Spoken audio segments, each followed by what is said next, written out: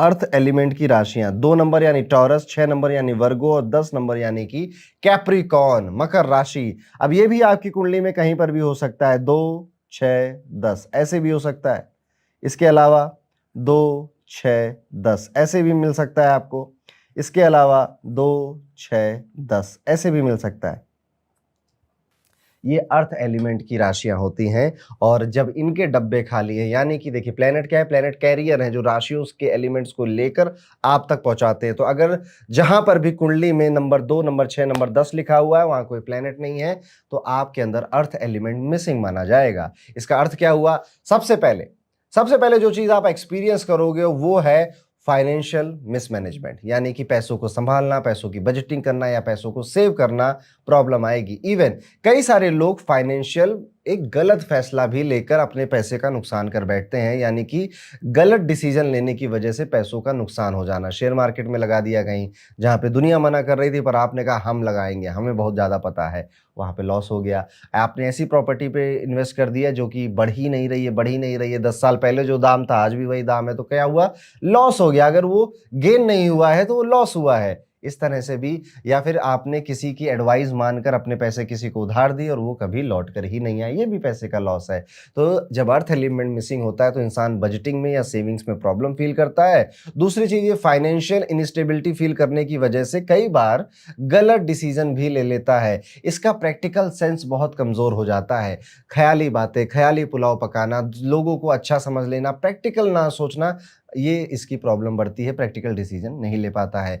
Career में भी instability feel करता है। टेंशन बहुत होती है कि जॉब रुकेगी, टिकेगी या चली जाएगी। इवन अगर मैं फिजिकल हेल्थ की भी बात करूं तो कुछ ना कुछ फिजिकल हेल्थ इश्यूज इसको आते ही रहते हैं। इसको अपनी हेल्थ का बहुत ध्यान देना पड़ेगा। और एक लाइफस्टाइल जो है वो बड़ी मेसी सी हो जाती है। सुबह उठ रहे हैं, जल्दी जल्दी नहाया धोया, कपड़े पहने, ऑफिस भागे, ऑफिस में देर रात को लौट कर आए और ऑर्गेनाइज्ड बिल्कुल नहीं है, स्ट्रक्चर बिल्कुल नहीं है लाइफ में, और बस चल रहा है, होता जा रहा है, चीजें हो रही है और आप उस होने में ही शामिल हो।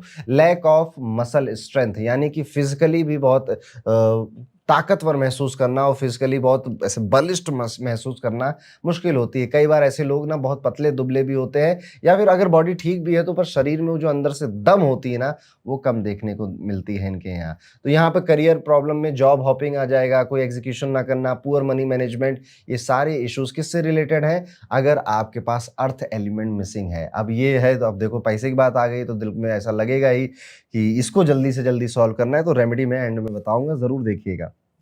आगे बढ़ते हैं, बात करते हैं अपने आखिरी एलिमेंट के बारे में, जिसको हम प्यार से कहेंगे पानी का तत्व यानी जल तत्व यानी वाटर एलिमेंट। Water element. अब वाटर एलिमेंट में जो 3 राशियां आती हैं वो है 4, 8 और 12, यानी कि कर्क राशि, वृश्चिक राशि और मीन राशि, ये वाटर एलिमेंट में आती हैं। अब ये भी आपकी कुंडली में कहीं पर भी हो सकता है, 4, 8, 12 ऐसे भी हो सकता है। इसके अलावा 4, 8, 12 ऐसे भी हो सकता है, 4, 8, 12 ऐसे भी हो सकता है। मल्टीपल कॉम्बिनेशन में कहीं भी हो सकता है। आपको बस देखना है कि क्या नंबर 4 राशि यानी कर्क राशि, नंबर 8 राशि यानी कि स्कॉर्पियो वृश्चिक राशि, नंबर 12 राशि यानी मीन पाइसेस राशि, इनमें कोई प्लेनेट है या नहीं है। अगर इन तीनों में से भी किसी में कोई प्लेनेट होगा तो काम चल जाएगा, काम चलाओ रिजल्ट मिल जाएंगे। लेकिन अगर तीनों खाली हैं तो हम कहेंगे कि आपका वाटर एलिमेंट मिसिंग है। वाटर एलिमेंट में क्या होता है? वाटर एलिमेंट मिसिंग हो जाए तो, वाटर एलिमेंट मिसिंग होगा तो सबसे पहली जो प्रॉब्लम आप फेस करोगे वो है इमोशनल नंबनेस की।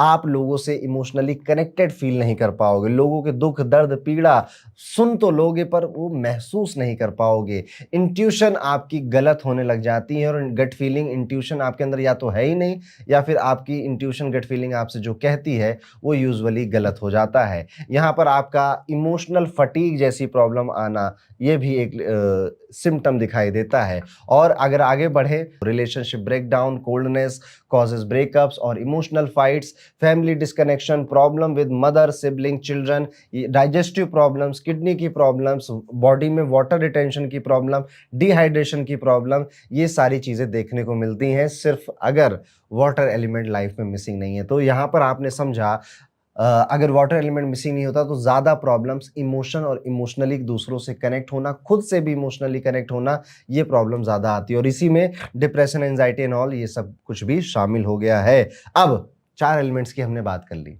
हमने फायर, एयर, अर्थ, वाटर, इन एलिमेंट्स की बात कर ली। अब एक-एक करके डिस्कस कर लेते हैं कि इनको अगर ये हम हमारी कुंडली में ये प्रॉब्लम है या अगर इस वजह से नहीं है जिस तरीका मैंने सिखाया but still you feel it, तो क्या करना चाहिए? ज्योतिष में ये चारों तत्व, ये चारों राशियाँ डेली आपके साथ होनी चाहिए, ताकि आप डेली कुछ नया इनिशिएट करो, अपने फाइनेंसेस को मैनेज करो, इमोशनली अबंडेंट फील करो और आप लोगों से कम्युनिकेट करने में बिल्कुल प्रॉब्लम ना आए आपको, आप अपने विचारों को एक्सप्रेस कर पाएँ। तो फायर एलिमेंट की जो रेमेडी होती है, जो आप डेली कर सकते हैं, सनसेट के बाद आप दिया जलाया करिए।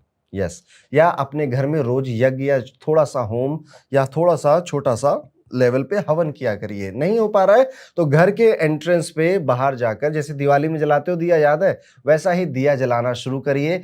आपका फायर तत्व धीरे-धीरे बढ़ने लग जाता है। तो अब हो सकता है कि आपका फायर एलिमेंट मिसिंग हो और आप ये दिए वाली प्रैक्टिस बिना आज सुने पहले से ही कर रहे हो, तब आपने मेरी बातों से रिलेट नहीं किया होगा क्योंकि आप पहले से रेमेडी कर रहे थे। वैसे ही वाटर एलिमेंट की रेमेडी होती है कि रोज स्नान मंत्र पढ़कर नहाना चाहिए आपको।